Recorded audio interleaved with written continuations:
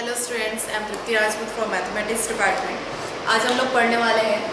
Evaluation of the improper integral. ठीक है, bye contour integration. उसी इक्वेशन से पढ़ने वाले हैं। इसमें फिर से इसमें आपका रेसिड्यू थ्योरम और इंटीग्रल कॉसी इंटीग्रल और कॉसी रेसिड्यू थ्योरम आपको इसमें रिपीट होगा। फिर से उसके रूल्स फॉलो होंगे। इसमें थोड़ा सा चेंजेस है। इसका थ्योरम है इम्प्रॉपर इंटीग्रल के लिए। जैसे आपको इंटीग्रेशन दिया इस टाइप का minus infinite to infinite F of Z D Z. ठीक है,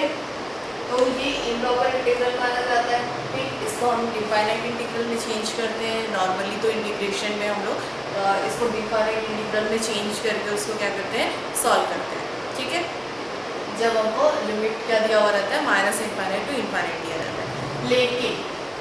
जब कॉम्प्लेक्स एनालिसिस की बात करते हैं, कॉम्प्लेक्स इंटीग्रेशन की बात करते हैं, तो उसमें कुछ चेंजेस आ जाते हैं। इसके लिए अलग से थ्योरम दिया हुआ है और वो थ्योरम है आपका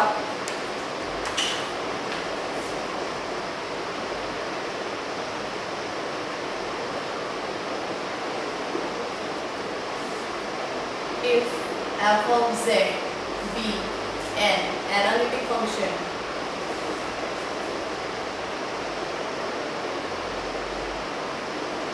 in the upper half of the z plane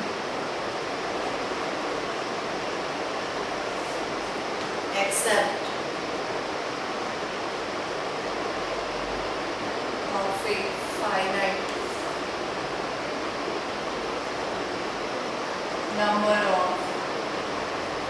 pole and it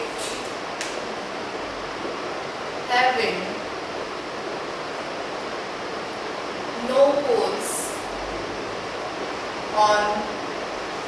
the real axis and if further zf of z tends to 0 as mod z tends to infinite, then by contour integration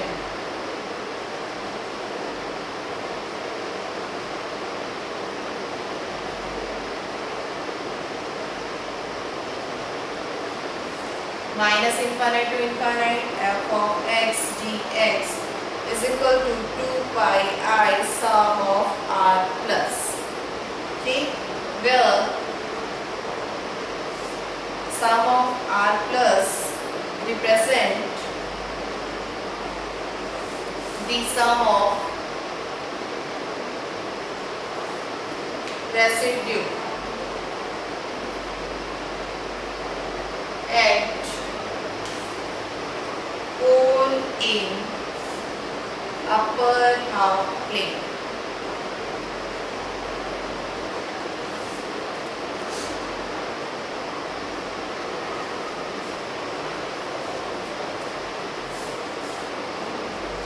F of z dz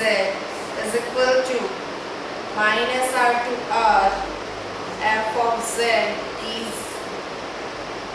x dx plus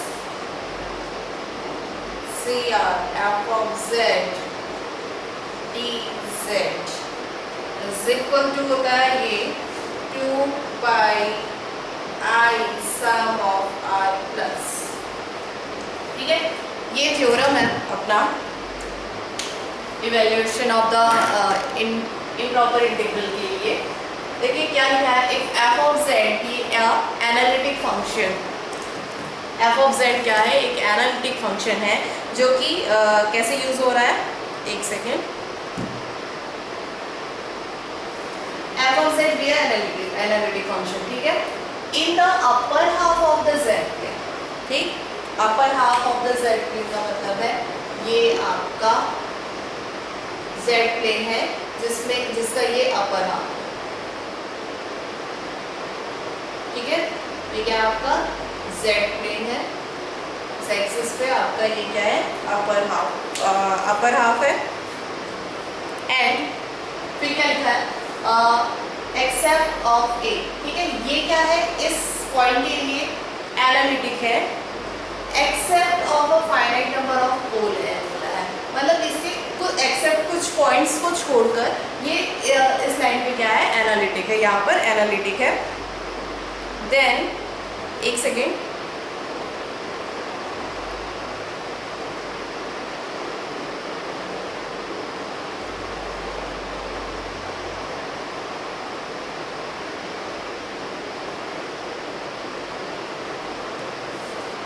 ठीक, analytic है। इसके बाद में क्या लिखा है, plane except having no poles on the real axis and, यहाँ बोल रहे हैं कि यहाँ रियल एक्सिस पे इनके कोई भी पोल्स नहीं है।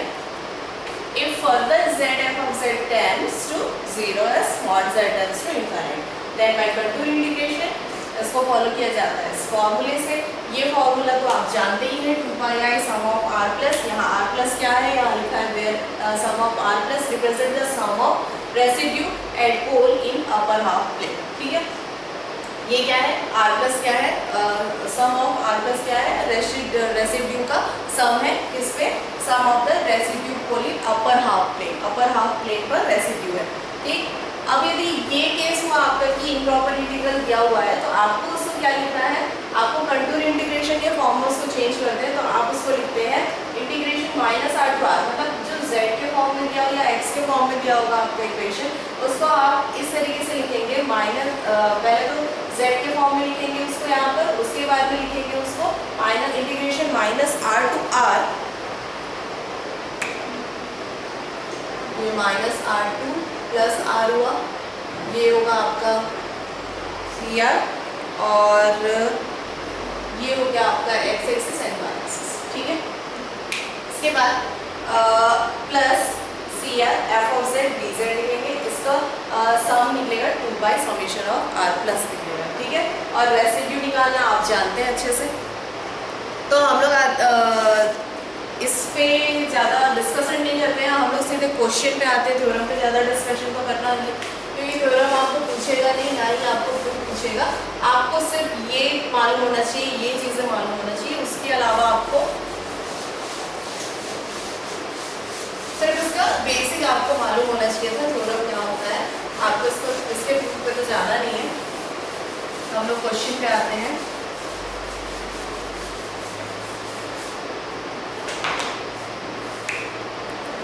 क्वेश्चन है आपका question 1, minus infinite to infinite 1 upon x square plus a square x square plus b square dx where a greater than equal to b and greater than equal to 0, ये दिया हुआ है आपको। अब सीधे से थ्योरम से बाय थ्योरम आप लोग इसको किस फॉर्म में लिखोगे, यहाँ दिया था ना, f of z dz is equal to minus r to r f of x dx plus cr f of z dz is equal to, ये लिखना है सबसे पहले तो आपको, ठीक है। अब ये इक्वेशन x के फॉर्म में है, तो यहाँ क्या लिखाएगा, सबसे पहले तो जो है उसको यहाँ लिख देते हैं, क्या दिया है, minus infinite to infinite 1 upon X square plus A square और X square plus B square दिया हुआ है हमको। इसको हम लोग चेंज कर रहे हैं इसमें, तो ये हो जाएगा minus r to r, F of X के फॉर्म में है तो एक्स का फॉर्म ही आएगा, X square plus A square and X square plus B square D X plus यहाँ हो जाएगा C R, F of Z के फॉर्म में, तो जेड के फॉर्म में चेंज कर दो इसको, Z square plus A square हो जाएगा, और ये हो जाएगा Z square plus B square D Z, ठीक। इसके बाद में हम यहाँ अब लिमिट क्या है, यहाँ इनफाइनाइट है ना, तो लिमिट यहाँ क्या लेंगे, आर की लिमिट क्या लेंगे, limit tends to infinite, limit R की लिमिट क्या लेना है, टेंड्स टू इनफाइनाइट लेना है। तो ये हो गया minus r to r 1 upon X square plus A square X square plus B square plus C R 1 upon Z square plus A square square and Z square plus B square D Z. दोनों में ही लेना है limit r tends to infinite, ठीक है। यहाँ r tends to infinite लेने पे ये क्या हो जाएगा, माइनस इनफाइनाइट टू इनफाइनाइट हो गया 1/x square plus a square x square plus B square dx, यहाँ dx कितना भूल गई हूँ मैं, प्लस यहाँ लिमिट लगने पे ये जो है, ठीक है, ये इनफाइनाइट हो जाएगा, मतलब इनफाइनाइट हो गया तो ये वाला जो सर्कल है वो क्या होगा, यहाँ पर वो लाई नहीं करेगा और इस सर्कल पे मतलब रेडियस के अंदर लाई करना चाहिए ना, जो भी पोल्स आते हैं हमारे वो सर्कल के अंदर लाई करने चाहिए, और यदि वो सर्कल के अंदर लाई नहीं कर रहा है तो उसकी वैल्यू क्या हो जाती है, 0। तो ये तो हो गया 0, ठीक। अब बचेगा मतलब ये किसके इक्वल है अपना, यहाँ पर c लिखेंगे ना, Z square plus B square, ये z के फॉर्म में है तो इसके फॉर्म में लिखा आएगा, तो कंटू c और ये f z, ये जो है फंक्शन है वो z के फॉर्म में लिखा आएगा एग्जैक्टली, ठीक। तो ये किसके इक्वल हो गया, इसके इक्वल हो गया c 1/z square plus a square Z square plus B square D Z. अब इसके इक्वल हो गया है तो F of Z D Z is equal to कितना होता है, 2 पाई आई, मतलब सम इसका क्या होता है 2 पाई आई सम ऑफ आर प्लस होता है ना। तो अब हम लोग रेसिड्यू निकालेंगे, तो यहाँ से देखो रेसिड्यू कितना निकलेगा, यहाँ पर Z square plus A square and Z square plus B square is equal to 0 लेते हैं हम, पोल्स निकालेंगे मतलब पॉइंट निकालेंगे, तो z इज इक्वल टू क्या आ रहा है, प्लस माइनस ए आई आ रहा है, और z इज इक्वल टू क्या आ रहा है, प्लस माइनस बी आई आ रहा है यहाँ से, ठीक। तो जो माइनस वाला है, माइनस कहाँ आता है, ये प्लस आयोटा का जगह है और ये माइनस आयोटा का जगह है, तो ये सर्कल माइनस वाले जो पॉइंट है माइनस ए आई और माइनस बी आई, ये तो यहाँ आ जाएंगे, तो उस पर लाई करेगा क्या, नहीं कर रहा है, सर्कल के अंदर तो है ही नहीं और बाहर है, तो क्या करते हैं हम लोग 0 ले लेते हैं, तो ये दोनों के लिए तो हमको सॉल्व करना ही नहीं पड़ेगा क्योंकि वो 0 है। अब बचा क्या, प्लस ए आई बचा है और प्लस बी आई, तो दोनों के लिए देख लेते हैं, इसको क्या लिख सकती हूँ तो मैं z plus A I and z plus z minus A I is equal to 0, और इसको z plus B I z minus B I is equal to 0 ऐसे ही लिखते हैं ना। तो अभी मैं किसके लिए सॉल्व कर रही हूँ, z प्लस ए आई के लिए कर रही हूँ इस पॉइंट के लिए, तो आपका रेसिड्यू जो होगा वो क्या होगा, limit z tends to A I, point क्या है a का, ए आई, यहाँ क्या होता है z माइनस ए आई। आप फॉर्मूला याद कर लीजिए रेसिड्यू का जो है, फिर f ऑफ z की वैल्यू, तो f ऑफ z की वैल्यू क्या है, अभी हमारे पास z plus A square z plus B square था, उसको मैं इस तरीके से लिख सकती हूँ z minus A I z plus A आई, ये निकाल लेना हम लोग, ठीक है। तो इस फॉर्म में लिख रही हूँ मैं, और बचा क्या z square plus B square, तो यहाँ से z माइनस ए आई तो कट गया, z प्लस ए आई को मैं अप्लाई करूँगी यहाँ पर, तो ये आ रहा है ए आई रखूँगी, ए आई प्लस ए आई कितना हो जाएगा, 2ai हो गया, फिर z square plus B square लिखा है, तो मैं ए आई को यहाँ z की जगह पे रखूँगी, तो कितना हो जाएगा a square I square, a square I square मतलब आई स्क्वायर की वैल्यू -1 होती है, मतलब ये आया minus a square plus B square, ठीक। r1 मिल गया हमको। अब हम लोग r2 लेते हैं, तो r2 के लिए लिमिट क्या होगी,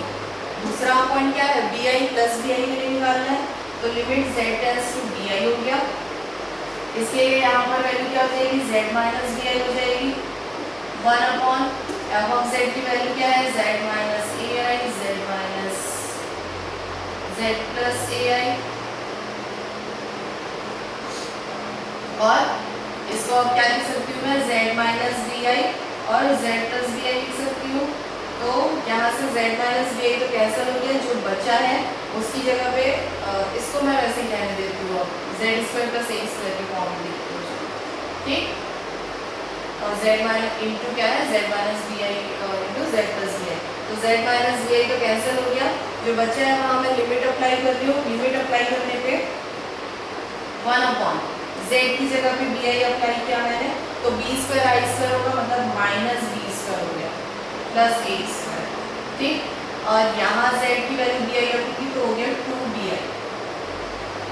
ठीक है, ये मैंने अप्लाई कर दिया। अब हमको वैल्यू कहाँ रखनी है,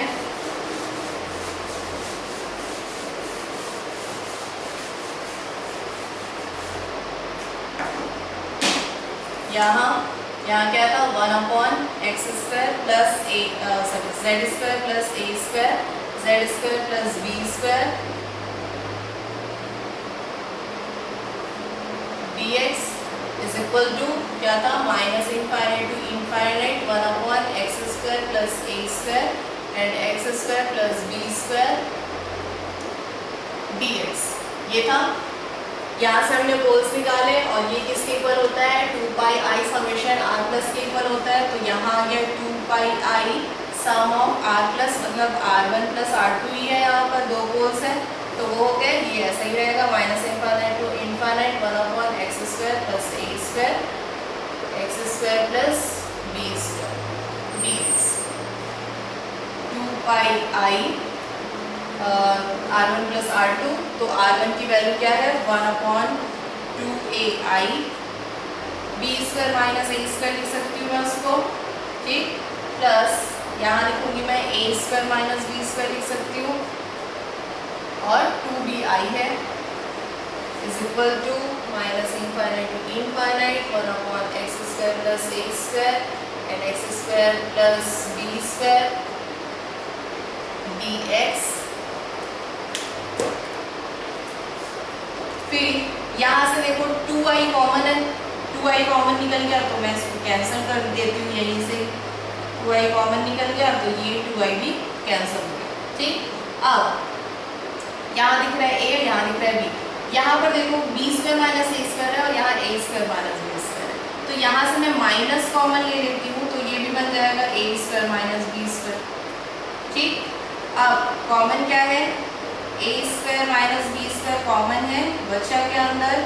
-1/a प्लस 1/b, ठीक, is equal to -∞ to ∞ 1/x² plus a² and x² plus b² dx। इसको सिंप्लीफाई करती हूँ तो सिंप्लीफाई करने पे आएगा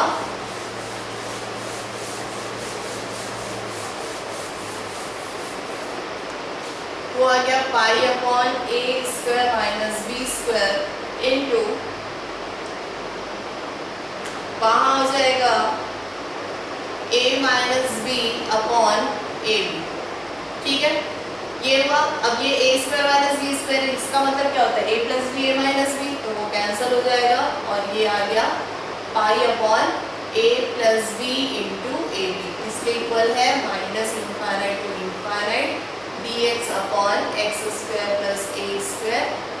x² प्लस b² की ये वैल्यू आ गई, क्या π/a plus b upon ab। एक और एग्जांपल देख लेते हैं अपन,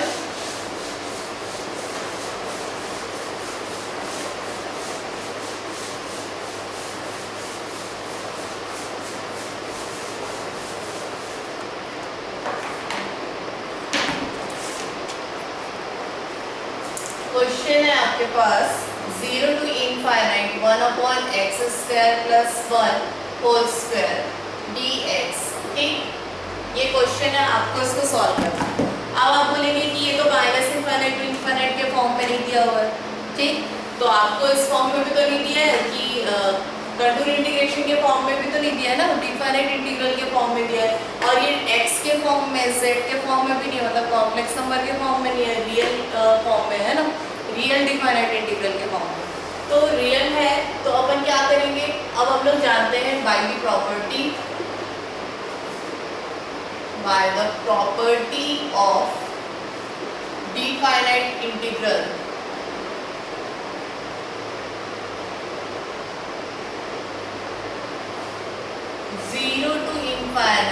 f of x dx को हम लोग लिख सकते हैं 1/2 -∞ to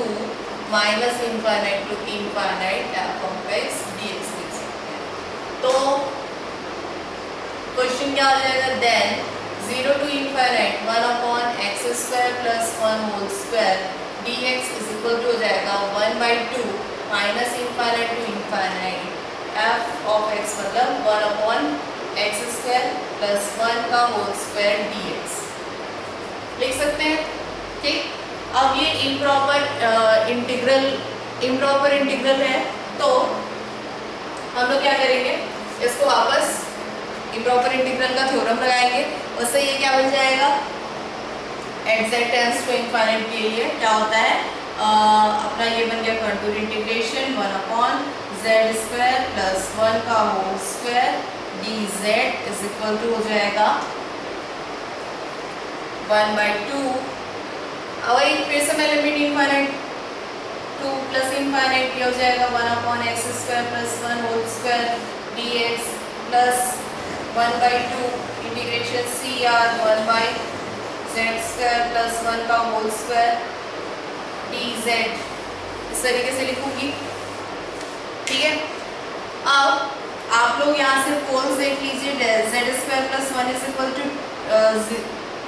का होल स्क्वायर है, मतलब 4 वैल्यू मिलेगी हमको, तो क्या मिलेगी, z is equal two plus i minus i minus i। यहाँ से फिर देखिए माइनस i कहाँ, आयोटा माइनस आयोटा कहाँ रहेगा, नीचे। ठीक है, मतलब सर्कल के अंदर को नहीं डिफाइन हो रहा है, और सर्कल के अंदर डिफाइन नहीं हो रहा है, तो ये वैल्यू के लिए रेसिड्यू क्या हो जाएगा, 0 हो जाएगा। तो प्लस i के लिए सॉल्व करेंगे, लेकिन ये कैसे, इक्वल रूट्स मिले प्लस i हम लोग को, और इक्वल रूट्स की मतलब क्या हो गया, ये z प्लस i का होल स्क्वायर। और जब यहाँ पावर n के फॉर्म में दिया रहता है, तो हम लोग कौन सा फॉर्मूला लगाते हैं रेसिड्यू के लिए,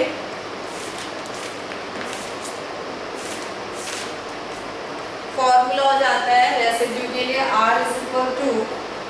limit z tends to infinite z tends to a d to the power 1/n minus 1 d to the power n minus 1 upon b z to the power n minus 1 z minus a whole to the power n f of z, ये होता है। अब limit point है अपना i है, तो z tends to i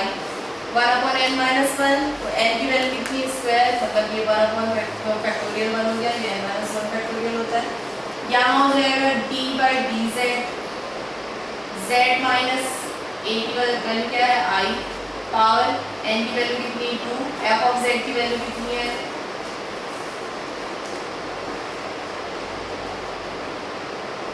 z plus i का whole square and z minus i का whole square, f of z की वैल्यू। यहाँ से z माइनस i का होल स्क्वायर कैंसिल हो गया, डिफरेंशिएशन करोगे, अब ये रेशियो के फॉर्म में डिफरेंशिएशन इसका हो जाएगा differentiation -2/z plus i whole cube हो जाएगा। ठीक, आप लिमिट अप्लाई कीजिए, लिमिट अप्लाई करने पे ये i प्लस i कितना हो जाएगा, 2i, तो -2 प्लस 2i का होल क्यूब कितना हो जाएगा, 8i क्यूब हो जाएगा, और i क्यूब की वैल्यू क्या हो जाएगी, -i, तो -2/-8i हो गया, माइनस कैंसिल हो गया, ये बन गया 1/4i। ठीक, अब रेसिड्यू की वैल्यू रखती है यहाँ पर,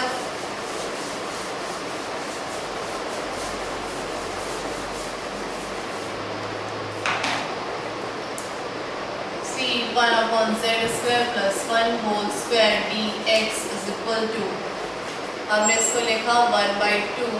minus infinite to infinite 1/x square plus z square plus 1 whole square dx। ठीक है, ये कितना होगा, 2πi, some of r plus होता है, और r की वैल्यू कितनी है, इंटू 1/4i है, ये हो गया 1/2